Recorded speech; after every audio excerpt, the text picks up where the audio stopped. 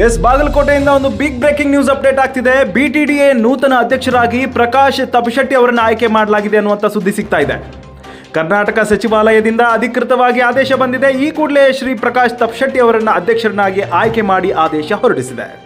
ಇನ್ನು ಇತ್ತೀಚೆಗೆ BTDA ಬಗ್ಗೆ ಬಹಳಷ್ಟು ಚರ್ಚೆಗಳು ಅಲ್ಲಲ್ಲಿಗೆ ಶುರುವಾಗಿತ್ತು. ಆದರೆ ಸದ್ಯಕ್ಕೆ ಅದೆಲ್ಲದಕ್ಕೆ ಸರ್ಕಾರ ತೆರೆ ಎಳೆದಿದೆ ಅಂತ ಹೇಳಲಾಗ್ತಾ ಇದೆ.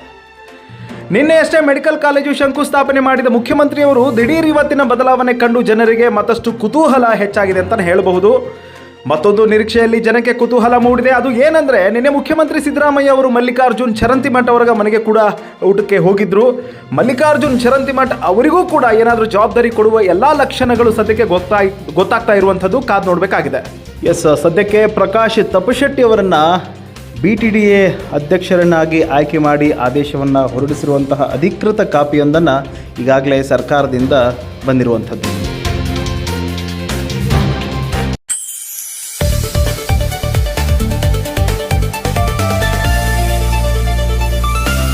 ಪರ್ವಾ ನ್ಯೂಸ್ ಕನ್ನಡ, ಇದು ನಿಮ್ಮ ವಾಹಿನಿ.